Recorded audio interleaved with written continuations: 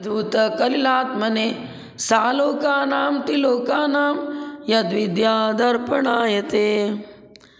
बंधुओं, कल मैंने ये बताया था कि धर्म प्रभावना किसे कहते हैं, प्रभावना अंग क्या है। उसी प्रभावना के संदर्भ में कुछ दृष्टांत यत्र तत्र आगम में मिलते हैं।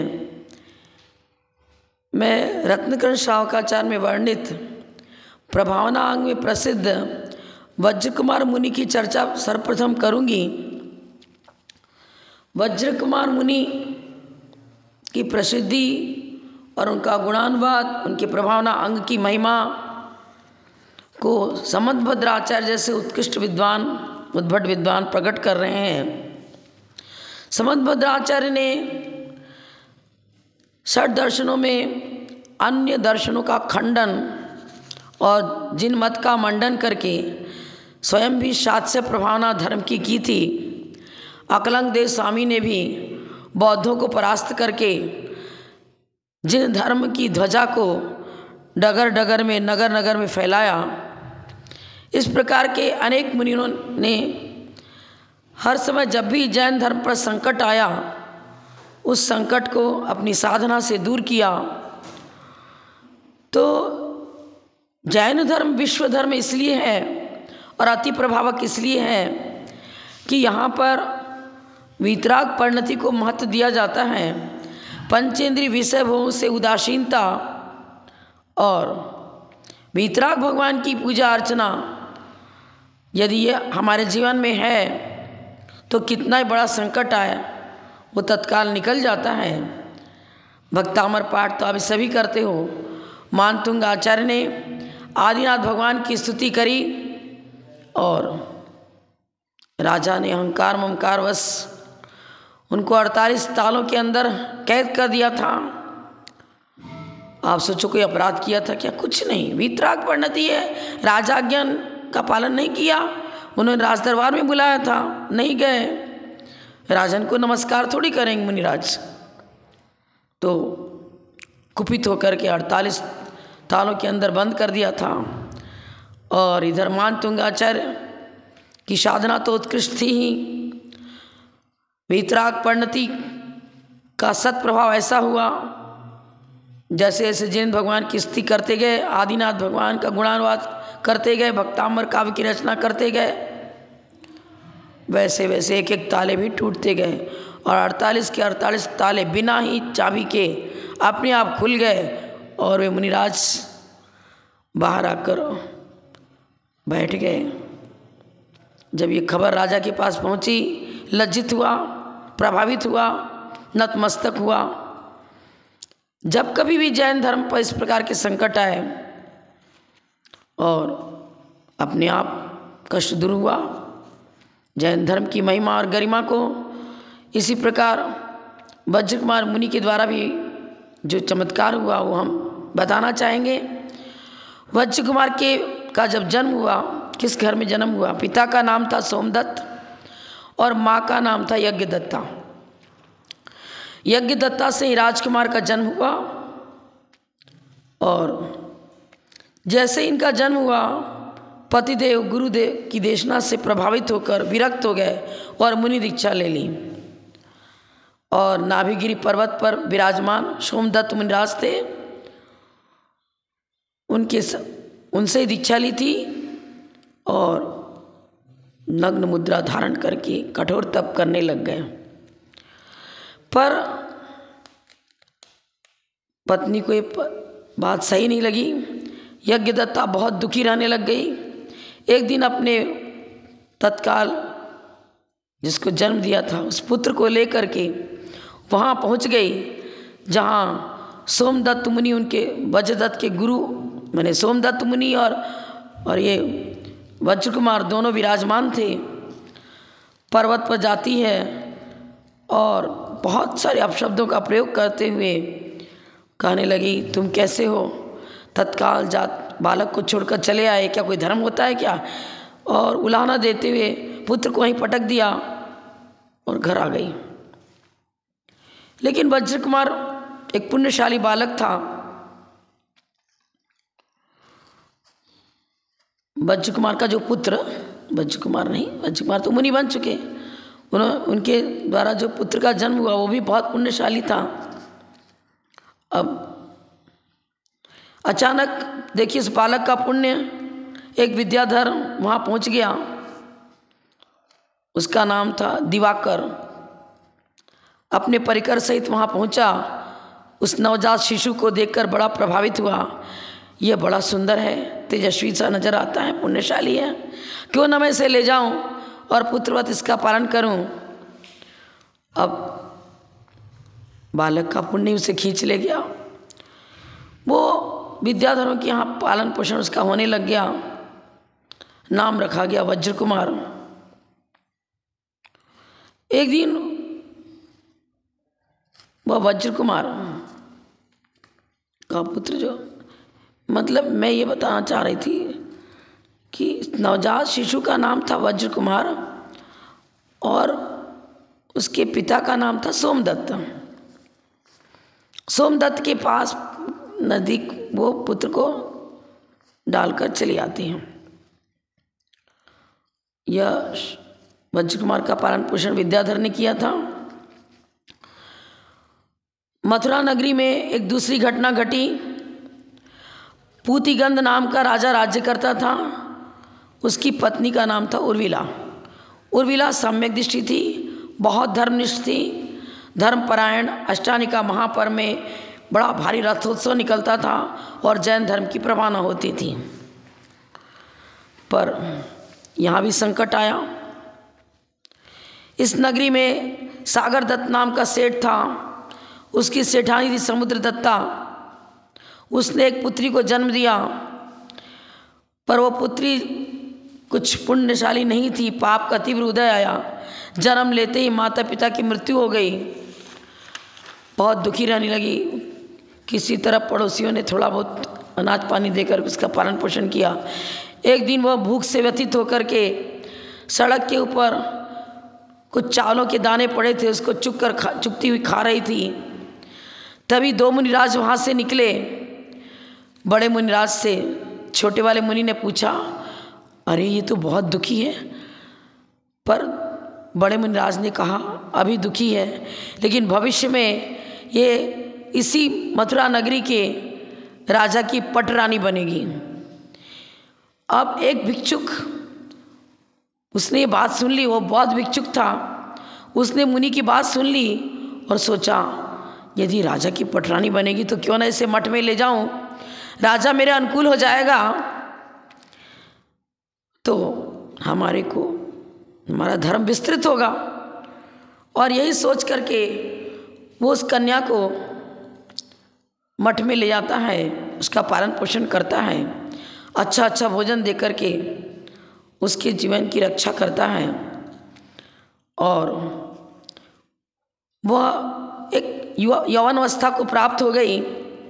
रूप लावण्य वर्धित होता गया, राजकुमारियों की तरह उसका रूप लावण्य, देवोपुनी सौंदर्य उसके चेहरे पर झलक रहा था।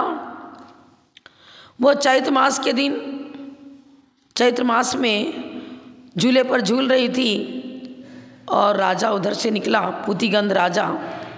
उसकी दृष्टि उस कन्या पर पड़ी, मोहित हो गया, संकल्प कर लिया अवश्य इससे विवाह करूंगा। बौद्ध साधुओं के पास खबर पहुंची, उन्होंने राजा की बात स्वीकार कर ली, पर यह बात कहा कि इसको पटरानी बनाना होगा और हमारे बौद्ध धर्म को स्वीकार करना पड़ेगा, तभी ये कन्या तुझे दूंगा। ठीक है, स्वीकार कर लिया। अब जब अष्टानी का महापर्व आया तो बौद्ध रानी जो पटरानी बन चुकी थी वह कहने लगी, हमारा भी रथ निकलेगा, सर्वप्रथम मेरा ही रथ निकलेगा, उसके बाद जैन धर्म का रथ निकलेगा। बताओ, यद्यपि जैन धर्मावलंबी था लेकिन मोहांधकार, विषयांधो, जो विषय से अंधा है वह कुछ नहीं समझता। मोहांधा नैव जानाति गोक्षीरार्क पयोंतरम, ऐसा गुरुओं ने कहा है। जो मोह से अंधा मानव है वो गाय का दूध और आंकड़े के दूध में अंतर नहीं समझता। गाय के दूध में बहुत बड़ी शक्ति होती है। किसी की आंख लाल हो गई है तो माँ के स्तन का दूध यदि आंख में डाल दिया जाए तो उसका आंख की ज्योति अच्छी हो जाती है, लाली चली जाती है, नेत्र रोग मिट जाता है। पर नेत्र में यदि आंकड़े का दूध डाल दिया जाए तो रोशनी समाप्त हो जाती है। बंधुओं, जैन धर्म में और अन्य धर्मों में यही अंतर है। पंचेंद्रिय विषयानुराग जहाँ पनपता है वह धर्म सच्चा धर्म नहीं, वह तो नरक और त्रियंश की आयु के बंध का कारण भी बन सकता है। यदि पंचेंद्रिय विषयानुराग तीव्रता को लिए हुए है तो वह धर्म है ही नहीं। धर्म उसे कहेंगे जो हमारे जीवन को सुसंस्कृत करे, अच्छा बनावे, पुण्य अर्जन करे, पावन पवित्र विचारों को जन्म दे, भोगों से विरक्ति और आत्मिक गुणों से अनुराग जगे, उसे ही सच्चा धर्म कहेंगे। पर राजा मोहित हो चुका था, विषयांत हो चुका था, उसे समझ नहीं थी। अब उर्मिला को बहुत दुख हुआ क्योंकि प्रतिवर्ष उसका ही रथ निकलता था, अन्य कोई रथ निकलता ही नहीं था। अभी तो ये कंडीशन थी कि बौद्धों का रथ पहले निकलेगा और जैन धर्म का बाद में। अब उर्मिला ने अन्न पानी का त्याग कर दिया और यह प्रतिज्ञा कर ली कि जैन रथ ही पहले निकलेगा। यदि ये बात हुई तब तो मैं अन्न जल ग्रहण करूंगी, नहीं तो मुझे अन्न जल का त्याग। वह तत्काल पहुंचती है वहां जहां उसके पतिदेव सोमदत्त क्या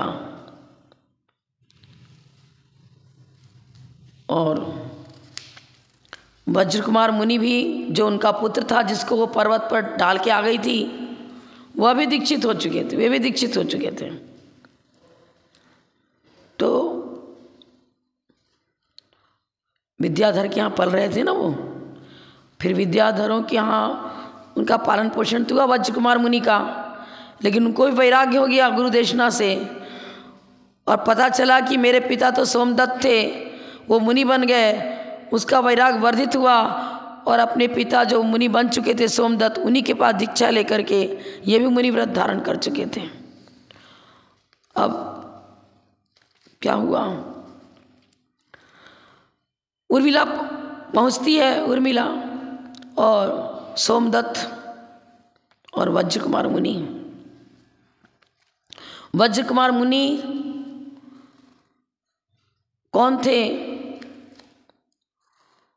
वो तो पुत्र थे जिनको वो डाल करके आ गई थी, बौद्ध जिनको डाल करके आ गई थी वहाँ पर्वत पर। यह बात मैंने आपको बताई थी ना कि बौद्ध राजा जो बौद्ध मत से प्रभावित हुआ उसमें उलझ गया था और पूतिगंध राजा का पुत्र ही था ये वज्र कुमार। जब इसको मालूम हुआ कि मैं इनका पुत्र नहीं हूँ जहाँ पालन पोषण हो रहा है, पूतिगंध राजा दीक्षित हो चुका था, तो इसने भी वैराग्यवश दीक्षा ले ली और पहुँच गया। अब क्या होता है, जो उर्मिला जो है वो निवेदन करती है कि भगवान जिन धर्म की रक्षा करो, जैन धर्म की प्रभावना होनी चाहिए।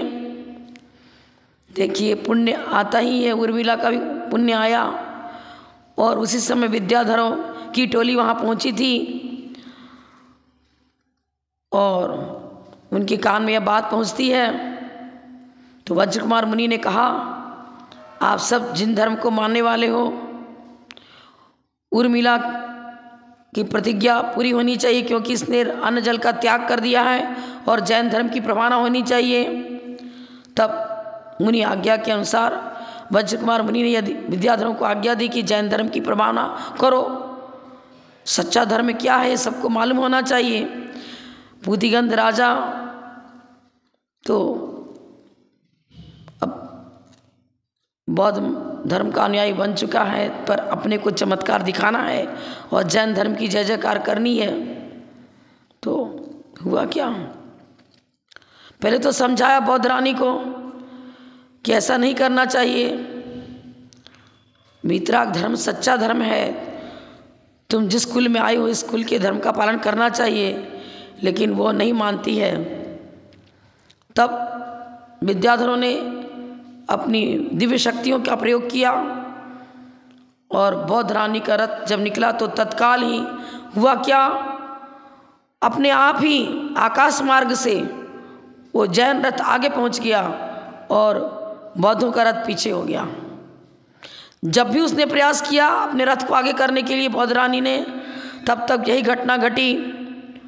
और जो आकाश मार्ग से जब जैनों का रथ ऊपर आगे पहुंच गया तो नगर में जय जयकार होने लग गई, सब जैन धर्म की जय जयकार करने लग गए। राजा भी लज्जित हुआ, बौद्ध रानी को पश्चाताप हुआ कि मैंने सच्चाई को नहीं समझा, वास्तव में इस धर्म में इतनी बड़ी शक्ति, ये बताओ। वो भी प्रभावित होती है और पूरे नगरवासी जैन धर्म की जय जयकार करने लगते हैं। इस प्रकार वज्रकुमार मुनि ने जैन धर्म की विशेष प्रभावना करी और बौद्ध मत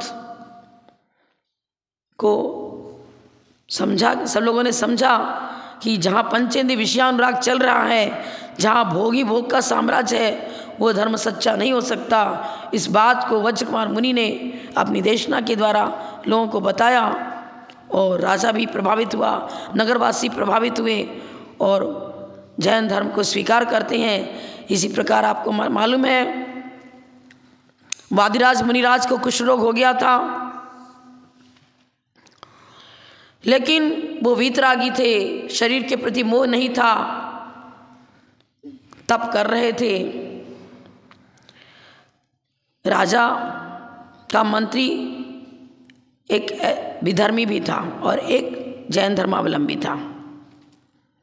जो विधर्मी था वो कहने लगा, अरे राजन, आप जैन धर्म को छोड़ दो, इस धर्म के में कोई यथार्थता नहीं है।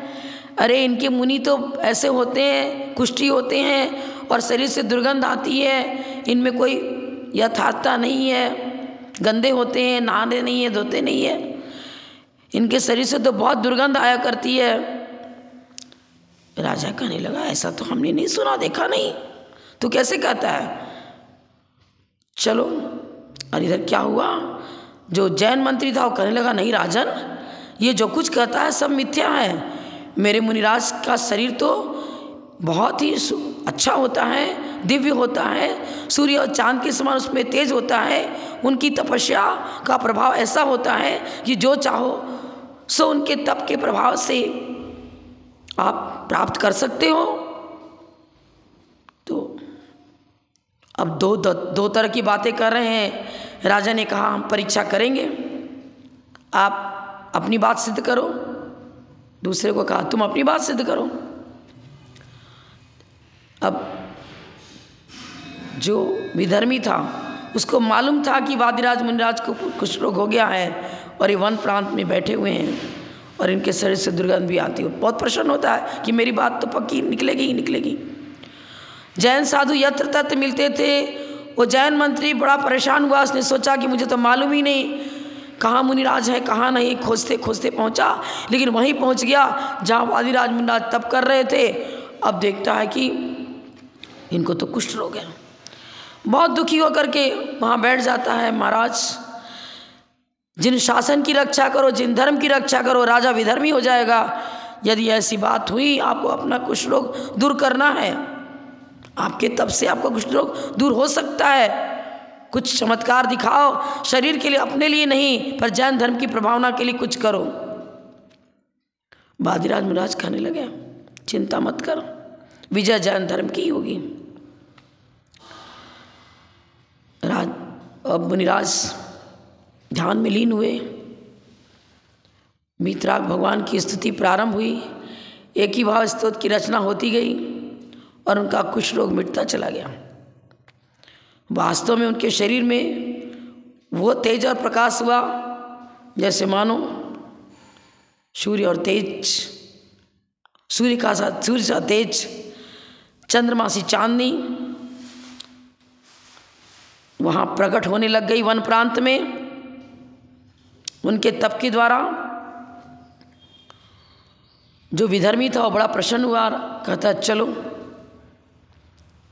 और जैन साधु भी कहा ठीक है, जहाँ ले जा रहा वहीं चलो, कोई बात नहीं। राजा वहाँ पहुँचा वन में, देखा अभी तो सायंकाल है, अंधेरा होने वाला है, लेकिन प्रकाश तो इस वन में ऐसा फैल रहा है जैसा प्रकाश मैंने कभी देखा ही ना हो, और इस बड़ी सुख शांति का अनुभव हो रहा है। वन में आते ही एक टेकरी पर बैठे हुए मुनिराज दिख गए। अरे इन्हीं मुनि का प्रभाव है जो इस वन प्रांत में अद्भुत सुख शांति का अनुभव हो रहा है मुझे, और सारे वृक्ष फले फूले नजर आ रहे हैं, चारों ओर हरियाली है। वन प्रांत में बैठे हुए पशु पक्षी सब अपनी आवाज के द्वारा एक आनंद का दृश्य प्रस्तुत कर रहे हैं। विधर्मी था, वो सोचने लगा तो गजब हो गया, हुआ कैसे, कुछ बोल भी नहीं सकता था। और जिसने मुनि निंदा करी थी, राजा उसकी उलाहना करने लग गया। कठोर दंड का पात्र समझते हुए उसे दंड देना चाहता था। तब वादिराज मुनिराज ने कहा, राजन आप इसे किसी प्रकार का दंड न दें, मेरे शरीर में कुष्ठ रोग हो चुका था और वह कुष्ठ महादुर्गंध को जन्म देने वाला था। लेकिन जो दिगंबर साधु होते हैं वो शरीर से मोह नहीं करते, वह आत्मिक गुणों से उनका अनुराग होता है। रत्नत्रय ही मेरा स्वरूप है, वो अपने स्वरूप में अवगाहन करते हैं, अपनी साधना बढ़ाते हैं, तप करते हैं, साधना करते हैं, और यही साधना का ये प्रभाव रहा। मात्र जिन धर्म के स्वरूप को दिखाना मेरा कर्तव्य था, सच्चा धर्म क्या है बताना मैं चाहता था, तो मेरी साधना ने, मेरी जिन भक्ति ने कुछ ऐसा रिजल्ट दिया जो जिनेंद्र भगवान का गुणानुवाद करते ही ये कुष्ठ रोग बिना औषधि के, बिना प्रयास के अपने आप मिट गया। लेकिन मेरे निमित्त से किसी को दंडित न किया जाए, इसके लिए मैं अपनी उंगली में उसके चिन्ह को बचा चुका हूँ। आप देख लो, अब यह कुष्ठ रोग का हल्का सा चिन्ह इस उंगली में नजर आ रहा है। यह कुष्ठ रोग पूरे शरीर में व्याप्त था, पर जिनेंद्र भक्ति से यह मिटा। लेकिन भाई बात तो सही थी, मेरे शरीर में कुछ था। अब जिस विधर्मी ने मेरी चर्चा करी थी वो भी सही है, और यह भी सही है कि जैन साधु महातपस्वी होते हैं पर शरीर से राग नहीं रखते। मेरा शरीर से राग नहीं था तो मेरा राग ही नहीं था तो मैं क्यों प्रयास करता कि यह कुष्ठ रोग मिटे। मैंने कोई प्रयास ही नहीं किया, और मैंने यदि प्रयास किया है तो शरीर के प्रति आसक्ति रखते हुए नहीं, मात्र जिन धर्म की प्रभावना हेतु ये मैंने कार्य किया है जो कुष्ठ रोग मिट गया। अब तो राजा और अधिक प्रभावित हुआ। वो मंत्री प्रभावित होता है जो विधर्मी था, और राजा पूरे नगर में आह्वान करता है कि सच्चा धर्म जैन धर्म है। और नगर के अधिकांश बहुत सारे लोग करीब करीब जिन धर्म को स्वीकार करते हैं और जैन धर्म की महान प्रभावना होती है। मानतुंगाचार्य ने भी 48 ताले टूट गए तो उससे बहुत जिन धर्म की प्रभावना हुई, राजा भी प्रभावित हुआ था। इधर यहाँ ये राजा भी वादिराज मुनिराज की शक्ति को देखकर प्रभावित हुआ। उधर वज्र कुमार मुनि की आज्ञा अनुसार जैन रथ का आगे चलना, बौद्ध रथ का पीछे चलना इत्यादि जो कार्य हुआ, ये सब जैन धर्म की प्रभावना को करने वाले हैं। जैन धर्म एक ऐसा धर्म है, विश्व धर्म है, एक इंद्रिय से लेकर पंचेंद्रिय तक सभी जीवों के लिए हितकारी है, और शुभोपयोग की भूमिका के द्वारा स्वर्ग की प्राप्ति और फिर मोक्ष की प्राप्ति, आठों कर्मों के आत्यंतिक उच्छेद करने की कला हमें जैन धर्म से सीखने को मिलती है। पंचेंद्रिय विषयानुराग तो दुर्गति में ले जाने वाला है, वो धर्म भला कैसे सच्चा धर्म हो सकता है? प्रभावना मने यथार्थता को समझना।